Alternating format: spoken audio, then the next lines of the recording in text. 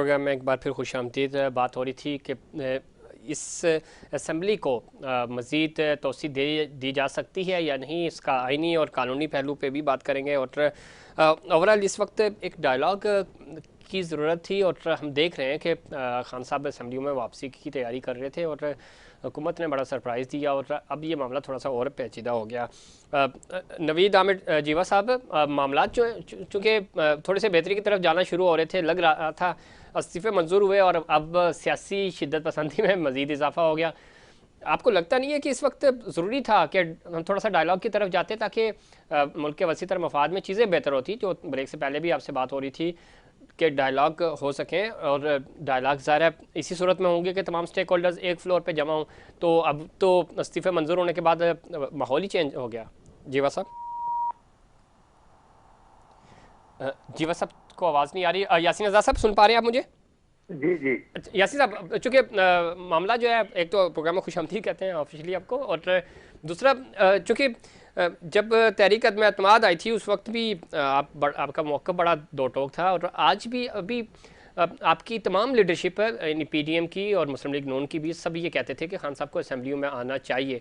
बड़ी मुश्किल से उन्होंने इरादा किया था असम्बलियों में वापसी का और इस्तीफ़े मंजूर कर लिए गए। एक आइनी बहरान पैदा हो चुका है। 35 इस्तीफ़ों के बाद 33 जगह पे, ज़ाहिर 2 स्पेशल सीट्स थी, रिजर्व सीट्स थी, तो 33 जगह पे इलेक्शन होंगे कौमी असम्बली के, और सूबाई यानी पंजाब और केपी में भी इलेक्शन होंगे। तो ये सारा माहौल हुकूमत के लिए और ज़्यादा टफ नहीं हो गया?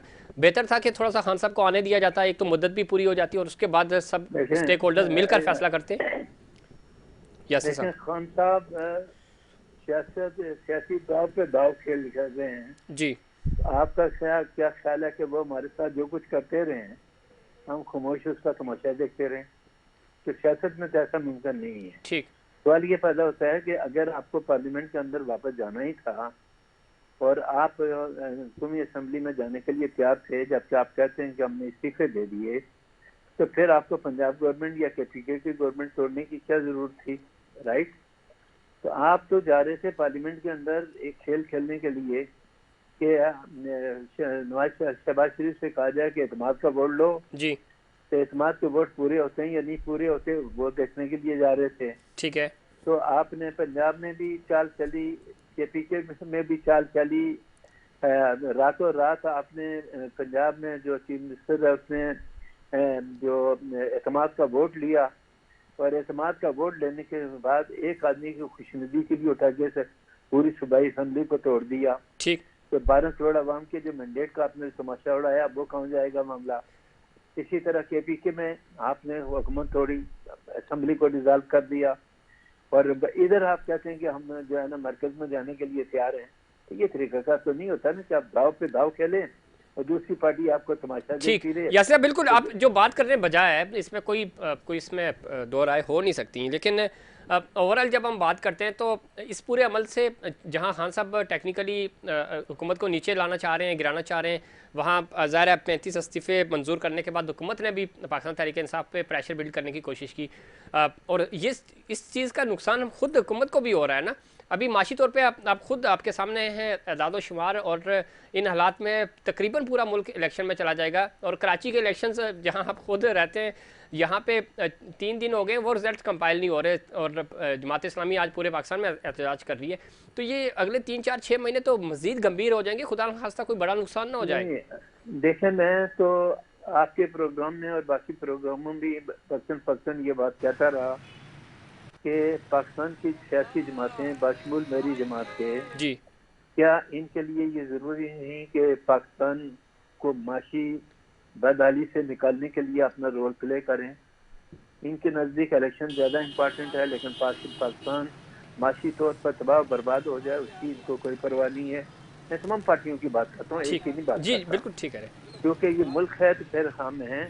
पाकिस्तान अगर कमज़ोर पड़ता है या कोई वाक़या हो जाता है तो उसके बाद नुकसान किसका होगा? पाकिस्तान के 22 करोड़ आवाम भुगतेंगे। ठीक।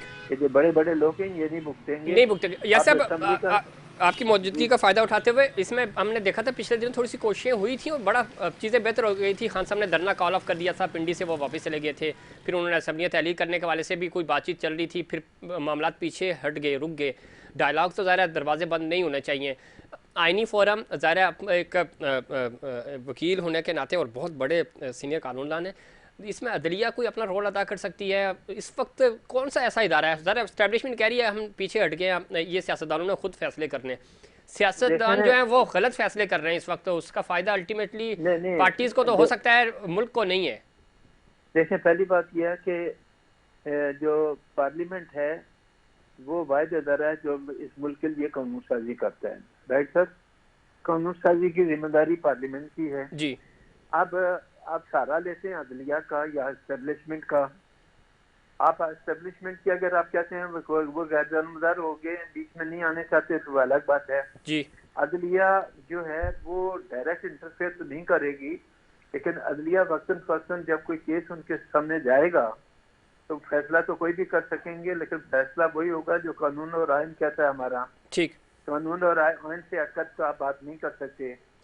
अच्छा, अब जो हमारा 1973 का आइन है, जो हमारे पार्लियामेंटेरियन यहाँ हैं, क्या 1973 के आइन के तहत आपकी ये जिम्मेदारी नहीं बनती बैठ के मेंबर पार्लियामेंट के कि आप इस मुल्क में कानून की बालादस्ती की बात करें, आप इस मुल्क में जो है ना अपने रीत कायम करें? ठीक। यहाँ तो हमारे सियासी जमातें जो हैं वो अपनी अना की जंग लड़ रहे हैं, एक दूसरे को नीचा दिखाने की भरपूर कोशिश कर रहे हैं।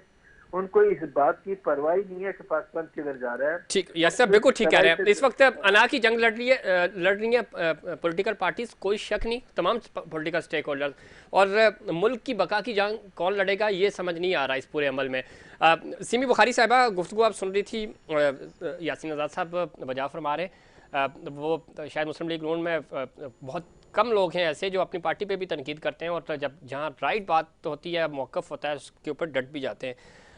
ज़रूरी नहीं है इस वक्त के तमाम तर इख्तलाफात अपनी जगह, लेकिन कौमी सलामती और मुल्क की बका की जंग लड़नी होगी। हालात इस तरह के नहीं है जो खुदा न खास्ता जो हम इस वक्त कराची में देख रहे हैं, यहाँ पे भी एक जंग चल रही है कराची की मेयरशिप के हवाले से। इस्लामाबाद के ऊपर कौन हुक्मरानी करेगा, और आने वाले दिन ज़ाहिर है हुकूमत बनाने और गिराने की बातें हो रही हैं, तो मामला कोई अच्छे नहीं है। खुदा न खास्ता कोई बड़ा नुकसान ना हो जाए, तो तमाम स्टेक होल्डर्स मिलकर मुत्तफ़िका तौर पे अब बड़ा अच्छा मौका था, स्टैब्लिशमेंट बैकफुट पे आई थी, सियासतदान आपस में बैठते, पॉलिटिकल स्टेक होल्डर्स, पार्लियामेंट की सुप्रीमेसी की बात हमेशा आप लोग करते हैं, लेकिन जब मौका होता है तो उसको उस चांस को मिस कर दिया जाता है। तो ये माहौल बना हुआ था डायलॉग की तरफ जाने का, अभी भी ज़्यादा वक्त ख़त्म नहीं हुआ, तो वसीतर मफाद में कोई इकट्ठा होने के चांसेस हैं? सिमी बुखारी साहिबा। देखिए, हमारे चेयरमैन इमरान खान साहब बारहा ये कह चुके हैं कि हम हुकूमत के नुमाइंदों के साथ हमारे नुमाइंदे बैठेंगे एक अगला लाएहमल बनाने के लिए कि इलेक्शन तो होना है। देखिए 6-7 माह बाद तो इलेक्शन, अगर रूटीन में भी देखा जाए 7-8 माह बाद इलेक्शन आ रहे हैं, जी जी। तो क्यों इस मुल्क पे हमें ये, जिस तरह इन्होंने कहा कि कोई अना का मसला नहीं है, दोनों पार्टियां अना का मसला ना बनाए, हमारा कोई अना का मसला नहीं है। इस वक्त हमने जो है इस मुल्क का मसला है, सबसे बड़ा मुल्क में इस वक्त महंगाई जी जी है, वो नायाब हो चुका है। उसके लोग, एक शख्स ने जान भी दे दी, लोग लाइनों में के इंसानियत की तस्लील हो रही है। तो हमने ये देखना चाह रहे थे कि ये कौन कहाँ तक ये इस तरह मुल्क को चलाएंगे, ये नहीं चला पा रहे। इसलिए हम चाह रहे हैं कि एक एक दिन इस मुल्क पे भारी गुजर रहा है, जिस तरह से एक एक दिन की अरबों की करप्शन है। कराची में जो जमात, मेरी एक कोलीग है, उनको पीपल्स पार्टी के कैबिनेट ने कहा कि हमें सिंध हमारा है, आप कोई इसको जो है ना नहीं आ सके, उन्होंने कब्जा कर लिया है उस पर, भाई कोई और भी जीत सकता है। इन्होंने 2 दिन हो गए रिजल्ट क्यों नहीं निकले, क्योंकि ये हार रहे थे, जहां से ये हार रहे थे वहां पे धांधलियां हो रही हैं, बल्कि धांधला हो रहा है। तो ये हम अपनी अना का मसला नहीं बना रहे, हम मुल्क की खातिर जो भी करेंगे मुल्क की खातिर करेंगे। ठीक है। नवीद आमिर जीवा साहब, ज़ाहिर वसी तर मफाद में आसिफ अली जरदारी साहब हमेशा बड़ा अच्छा किरदार अदा करते रहे लोगों को जोड़ने में। इस वक्त सियासत का वक्त नहीं है, कोई डायलॉग की सूरत निकल सकती है, तमाम स्टेक होल्डर्स बैठे हैं, असम्बलियाँ तहलील हो चुकी हैं आइनी तौर पर, ज़ाहिर अब तो 90 दिन के अंदर इलेक्शंस कराने होंगे पंजाब में और KP में, अदरवाइज़ बड़ा मुश्किल होगा। और खान साहब खुद कह चुके हैं कि अगर, और जिस तरह का ज़ाहिर माहौल बन रहा है, तो अप्रैल में इलेक्शंस ऑलमोस्ट ज़ाहिर पूरे मुल्क में इलेक्शंस हो रहे होंगे। ज़रूरी नहीं है कि इस वसी तर मफाद में बैठें साथ और आगे बढ़ें, ताकि जो आने वाली असम्बली हो कम अज़ कम वो कंट्रोवर्शियल ना हो और उसके हवाले से रिफॉर्म्स भी किए जा सकें। तमाम लोग जो हैं स्टेक होल्डर्स हैं वो मिलकर इलेक्शन लड़ें और वोट जिस मर्जी पार्टी को बढ़ें, सिस्टम इतना अच्छा हो कि सबके लिए नताइज काबिल कबूल हों। तो कोई डायलॉग की सूरत निकल सकती है जीवा साहब? की तमाम पॉलिटिकल जो वो जी जी तैयार ही नहीं है, तैयार हैं, लेकिन सिर्फ एक पॉलिटिकल पार्टी है, वो पाकिस्तान इंसाफ लेड बाय इमरान खान। वो पॉलिटिकल आइसोलेटेड शख्सियत है। उसने पूरी अवाम को, ये देखे ना, पंजाब असेंबली को करके उसने 60% ऑफ जो पॉपुलेशन है उनको सफर कराया है KPK की असेंबली, क्योंकि वो समझता ये है कि मैं पाकिस्तान का प्राइम मिनिस्टर हूं तो सब ठीक है, सब ठीक हो जाएगा। अगर मैं प्राइम मिनिस्टर नहीं हूं तो कुछ भी ठीक नहीं होगा। बाकी जहां तक हमारी बात है, जब ये प्राइम मिनिस्टर बने तो अपोजिशन लीडर शहबाज शरीफ ने कहा कि आप आए, हम बैठकर तमाम पॉलिटिकल पार्टियां बैठ के हम मिसाके मईशत करते हैं, और इन्होंने कहा जी नहीं, मैं NRO नहीं दूंगा। और बिलावल भुट्टो जरदारी साहब ने कहा कि जो है पॉलिटिकल जो अफिलिएशन जी जी जी जी वह सब सुन पा रहे हैं आप? जी वह सब की आवाज़ तक सही तरह नहीं पहुंच पा रही। अब इसमें यासीन आज़ाद साहब एक चीज़ और बड़ी इंपॉर्टेंट है, वो है मामला कराची का। मैं चाह रहा हूँ इस पर भी आप कमेंट कर दें। इधर जमात इस्लामी क्लेम कर रही है सीटें हमारी ज़्यादा हैं, पाकिस्तान पीपल्स पार्टी के नंबर्स जो इलेक्शन कमीशनर ने रिजल्ट्स दिए हैं उसके मुताबिक ज़्यादा लीड कर रही है। मामला यहाँ पे भी अदालत जाता हुआ नज़र आ रहा है। हम इतने शिद्दत पसंद क्यों हो गए, एक दूसरे का ना मैंडेट का एहतराम कर रहे हैं और ना किसी की गुफ्तगू का एहतराम कर रहे हैं? सर आपने ये देखा होगा कि साबिक प्राइम मिनिस्टर ये बात कह रहे हैं कि 3.5 साल बाजवा ने मुझे हुकूमत करने नहीं दी, जबकि 3.5 साल मुसलसल वो ये बात कहते रहे कि फौज और मैं एक पेज पे हैं और बाजवा साहब की वजह से मामला बेहतर चल रहे हैं, और बाजवा एक डेमोक्रेटिक आदमी है, और आप जो बात करते हैं वो आपके सामने है। आज भी वो कहते हैं जी एस्टेब्लिशमेंट जो है ना हमारा साथ नहीं दे रही है। कल परसों इमरान खान साहब का स्टेटमेंट था कि मैं एस्टेब्लिशमेंट को माफ करने के लिए तैयार हूँ, बशर्ते कि वो मेरा साथ दे। सही। मैं हैरान हूँ अपनी सियासी जमात के इन लोगों पे जो जाके कहते हैं कि पार्लियामेंट हमारा साथ, एस्टेब्लिशमेंट हमारा साथ दे, ये जानते हुए भी कि एस्टेब्लिशमेंट का आईनी एतबार से सियासत में कोई रोल नहीं है। उनको दावत कौन दे रहा है? हमारी पॉलिटिकल पार्टीज दे रही है ना। क्यों दे रहे हैं? अब अगर वो बेचारे अगर इंडिपेंडेंट होते हैं तो आप कहते हैं जी इंडिपेंडेंट नहीं, क्यों है? एक आदमी इलेक्शन हार जाता है तो वो कहते हैं जी एस्टेब्लिशमेंट ने मदाखलत की है। तो मैं ये सिंपल ये कहता हूँ कि इलेक्शन जब होते हैं जी तो पता नहीं हम लोगों में ये जज्बा क्यों नहीं है कि अगर कहीं हमें डिफीट होती है तो हम उस शिकस्त को तस्लीम क्यों नहीं करते। जमहूरी लोगों का ये होता है कि जब इंतखाबात होते हैं, इंतखाबात होने के बाद इंडिया की मिसाल में देता हूँ कि वहाँ जब एक पार्टी जीत के अपनी हुकूमत बनाती है तो जो अपोजिशन है वो 5 साल अपना रोल प्ले करती है। जी बिल्कुल। हमारे यहाँ हर आदमी को रातों रात इक़्तिदार चाहिए, हुकूमत चाहिए। आज इमरान खान साहब को कहेंगे नहीं हम आपको वज़ीर आज़म बना देते हैं तो वो महंगाई की भी बात नहीं करेंगे। अपने दौर में कहते थे मैं वज़ीर आज़म हूँ, मुझे टमाटर के भाव पता करने की जरूरत क्या है। या सब यही चीज़ बांग्लादेश में भी हम देख रहे हैं। 90s के बाद वहाँ पे बड़ा स्मूथ उनका पॉलिटिकल करियर चल रहा है। क्या वजह है कि हम इस पूरी प्रैक्टिस को आगे नहीं ले जा सके? 2008 से जमहूरियत हमारे यहाँ है जैसी भी है, कम से कम 5-5 साल पूरे हो रहे हैं, प्राइम मिनिस्टर कोई मुद्दत नहीं पूरी कर पा रहा है। तो क्या वजह है कि हम कोई असूल नहीं बना पा रहे हैं, यूनिफॉर्म पॉलिसीज नहीं बना पा रहे? उसकी वजह यह है कि जो हवस है ना इक़्तिदार का, जी ये हमारे रास्ते में आता है सर। मुल्क की इंटरेस्ट हमारे रास्ते में नहीं आती।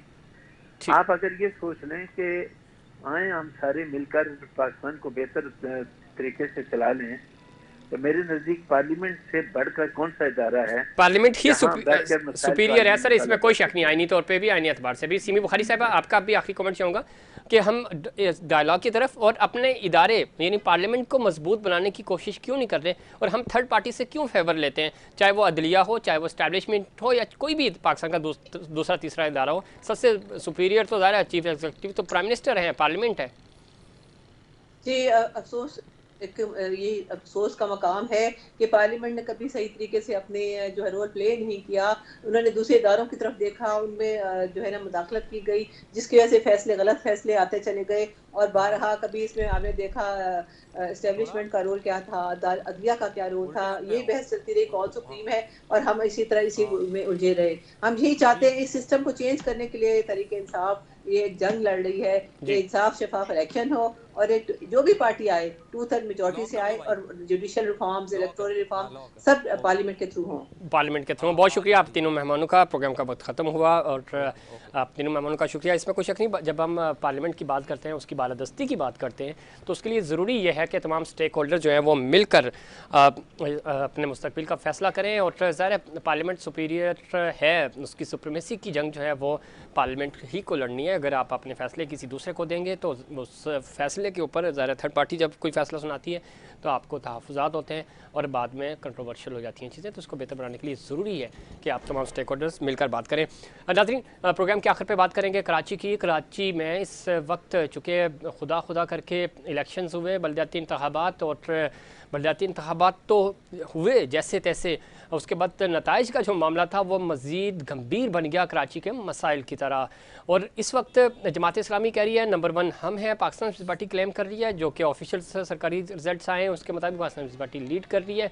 पाकिस्तान तहरीक इंसाफ भी यही कह रही है कि हमारा मैंडेट चोरी हो गया। मामला क्या है और इस पूरे इशू को बनाकर पाकिस्तान जमात इस्लामी जो है वो प्रोटेस्ट कर रही है पाकिस्तान भर में, और आज कराची में भी उन्होंने भरपूर मुजाहरे किए। इस वक्त भी इसके ऊपर मुजाहरे हो रहे हैं और हाफिज़ नईमुर रहमान साहब कह रहे हैं कि हमारी जो छीनी हुई नशिस्तें हैं वो हमें वापस दें, काउंटिंग सही करें। इससे पहले मरदमशुमारी के हवाले से तहफ़्फ़ुज़ात होते थे, हम देखते थे मुज़ाहरे हो रहे, और अब मामला जो है वो नताइज की गिनती का है। और 3 दिन गुजर गए, नताइज समझ नहीं आ रहे कि कौन जीता है और कौन आ रहा है, और उसके बाद ज़रा मेयरशिप किसके पास जाएगी, कराची के मसाइल का हल कैसे होगा, इन तमाम इशूज़ पे बात करेंगे। हमें ज्वाइन किया है जनाब हमारे नुमाइंदा खुसूसी वजाहत आबदी ने, और वो इस वक्त मौजूद हैं कराची में, चूँकि प्रोटेस्ट हो रहा है। अभी थोड़ी देर पहले तसादुम भी हुआ पोलिटिकल पार्टीज़ के कारकुनान के दरमियान, जमात इस्लामी, PPP, PTI आपस में इनका तसादुम है, उसके हवाले से प्रोटेस्ट भी हो रहा है। वजाहत आबदी, क्या अपडेट्स हैं, इस वक्त कहाँ मौजूद हैं आप? और शहर में चूँकि मुख्तलिफ मकामात पर आज धरने भी दिए जा रहे हैं, प्रोटेस्ट भी हो रहे हैं, क्या खबरें हैं आपके पास?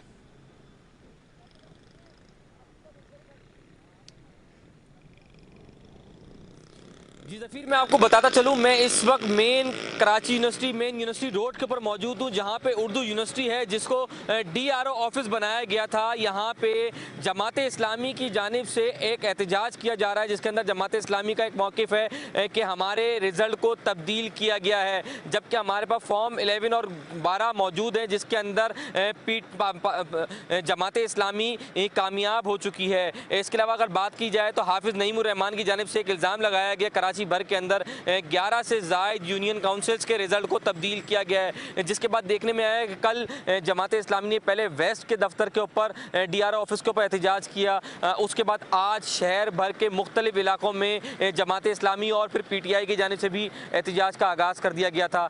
अभी शाम में पहले वेस्ट और किमाड़ी के DRO ऑफिस पर एहतजाज किया जा रहा था, उसके बाद उर्दू साइंस के ऑफिस पर भी एहतजाज कर दिया गया, और फिर मलीर के अंदर भी एहतजाज शुरू कर दिया गया था। अभी हम उर्दू साइंस के मौजूद हैं, जहाँ पे जमात इस्लामी का एहतजाज जारी था, यूनिवर्सिटी रोड ब्लॉक किया हुआ था, जिसके थोड़ी बाद हमने देखा कि पाकिस्तान पीपल्स पार्टी की एक रैली आई, जिसके बाद जमात इस्लामी के लोग यहाँ से चले गए। DRO ऑफिस में भी जमात इस्लामी के लोग पीपल्स पार्टी के लोग मौजूद हैं जो मुज़ाकरात कर रहे हैं। जी, इस पे वजह ये भी बताइएगा, चूँकि कहा यह जा रहा था, सईद गनी साहब ने भी आज प्रेस कॉन्फ्रेंस की दोपहर में, और निसार खोड़ो साहब भी जो पाकिस्तान पीपल्स पार्टी के सिंध के सदर भी हैं, पाकिस्तान तहरीक इंसाफ की तरफ से अली ज़ैदी भी उनके बयान भी आए। ओवरऑल इस वक्त क्या टेम्परेचर है इस शहर का, और पॉलिटिकल स्टेक होल्डर सारे ही दावा कर रहे हैं कि हमारा मैंडेट चोरी हुआ है। बज़ाहिर इस पूरे अमल में कोई आपको लग रहा है कि पसे पर्दा कोई मुज़ाकरात हो रहे हैं, बातचीत हो रही है, ताकि मामला जो है वो डायलॉग के ज़रिए हल हो, और कराची वाले जो कि अरसे से तरस रहे हैं उनके मसाइल हल हों? अभी तो यही पता नहीं चल रहा कि इससे शहर में जीता कौन है। तो इस हवाले से आपकी हाफिज़ नईमुर रहमान साहब से या पाकिस्तान पीपल्स पार्टी, PTI, तीनों जो बड़े स्टेक होल्डर्स हैं, उनमें से किसी ऑफिशियल से बात हुई?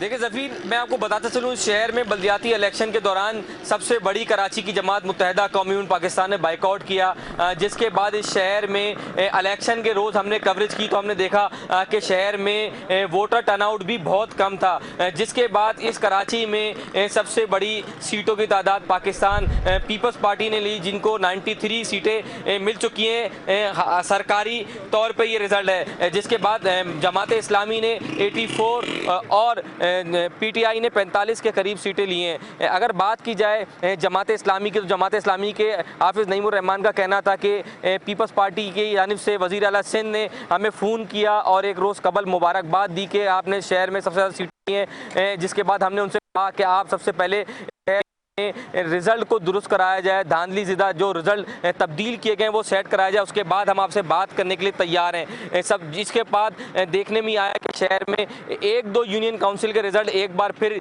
जमात इस्लामी के हक में आए, उसके बाद जमात इस्लामी ने एक बार फिर प्रेशर डालना शुरू कर दिया और पीटीआई की जानिब से भी जमात इस्लामी का मुकम्मल हिमायत का ऐलान किया गया। मुकम्मल हिमायत का ऐलान किया गया। वजात अब्दी नुमाइंदा खुसूसी हमें अपडेट कर रहे थे इस वक्त शहर की क्या सूरत हाल है, खासतौर पर जमात इस्लामी प्रोटेस्ट कर रही है और जमात इस्लामी ये कह रही है कि हमारा जो मैंडेट है वो चोरी हुआ है और हमारी सीटें सही गिनी जाएं, उसके बाद हम मेयरशिप के हवाले से बात करेंगे कि पाकिस्तान पीपल्स पार्टी के साथ जाएंगे या पाकिस्तान तहरीक इंसाफ के साथ मिलकर मेयरशिप होगी। कराची का मेयर कौन होगा, ये मामला अभी तक हल नहीं हो सका और कराची के मसाइल तो अभी अंबार लगे हुए हैं। नाज़रीन, ये था हमारा आज का प्रोग्राम। उम्मीद करता हूँ दीगर प्रोग्राम्स की तरह आज का प्रोग्राम भी आपको पसंद आएगा। मुझे और इनसाइड पाकिस्तान की पूरी टीम को दीजिए इजाज़त। अल्लाह निगहबान।